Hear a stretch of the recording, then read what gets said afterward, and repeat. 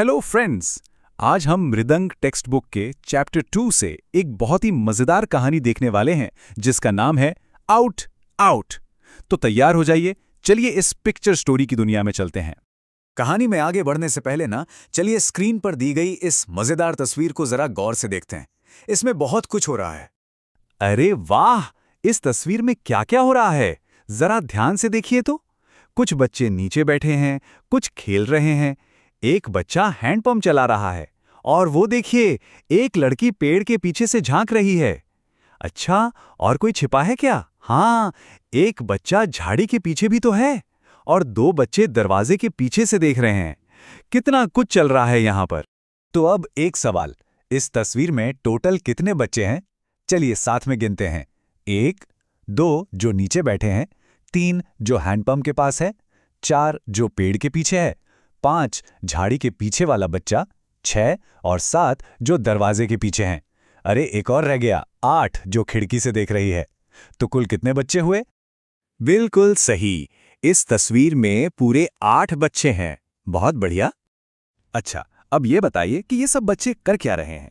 देखिए, 2 बच्चे तो जमीन पर बैठकर पत्थरों से खेल रहे हैं, एक बच्चा हैंडपंप से शायद पानी भर रहा है, पेड़ के पीछे वाली लड़की लगता है कुछ खा रही है, और जो बच्चा झाड़ी के पीछे छिपा है वो पक्का लुका छिपी खेल रहा होगा। सब बच्चे अपने अपने खेल में कितने मस्त हैं। तो ये तो थी इस तस्वीर की बात। अब हम कहानी में आगे बढ़ते हैं और मिलते हैं अपने मेन कैरेक्टर्स जीत और बबली से। चलिए देखते हैं उनकी छुट्टी का दिन कैसा जा रहा है। तो किताब में लिखा है, it was a holiday. Jeet and Babli were playing. They played many games. Both of them skipped the rope. They played hide and seek. इसका मतलब क्या हुआ? सिंपल है, छुट्टी का दिन था, जीत और बबली खेल रहे थे। उन्होंने बहुत सारे गेम्स खेले, जैसे रस्सी कूदना और लुका छिपी यानी हाइड एंड सीक। यहां एक नया वर्ड आया है, स्किप्ड। इसका मतलब होता है रस्सी कूदना। मतलब जब एक रस्सी को अपने पैरों के नीचे से और सिर के ऊपर से घुमाकर कूदते हैं ना, उसे ही स्किपिंग कहते हैं। अब आगे बढ़ते हैं। Bubbly and Jeet decided to play bat and ball. Jeet got ready to throw the ball. मतलब इतने सारे गेम्स खेलने के बाद बबली और जीत ने डिसाइड किया कि अब बैट बॉल खेलते हैं, और जीत बॉल फेंकने के लिए एकदम रेडी हो गया।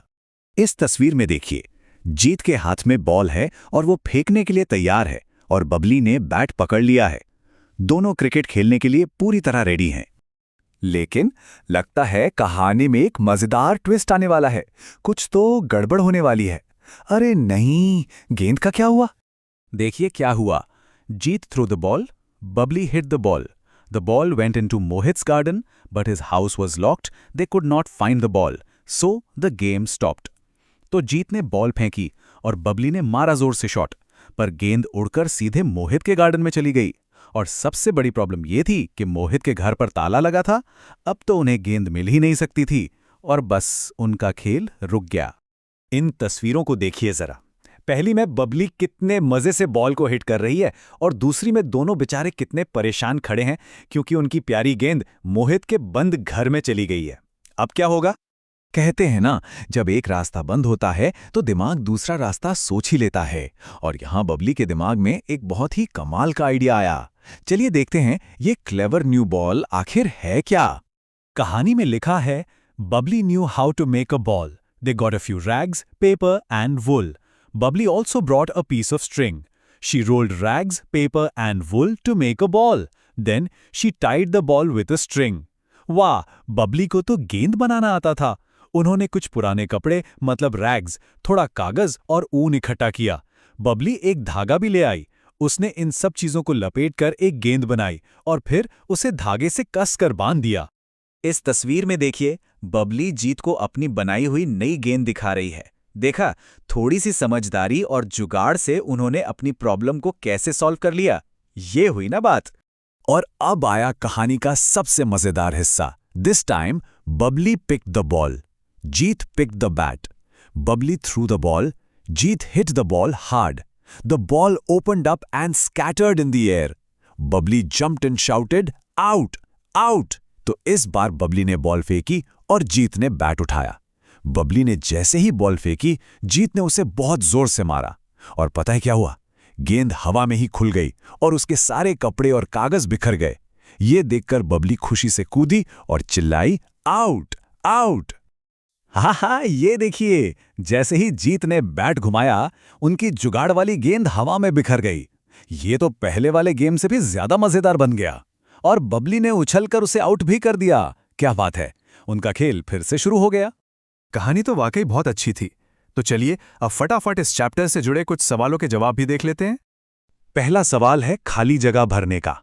तो कहानी में कौन कौन से बच्चे थे? याद कीजिए, जीत, बबली और मोहित। और दूसरा सवाल, उन्होंने गेंद बनाने के लिए क्या क्या चीजें इस्तेमाल की? जवाब है रैग्स, पेपर और वूल, यानी पुराने कपड़े, कागज और ऊन।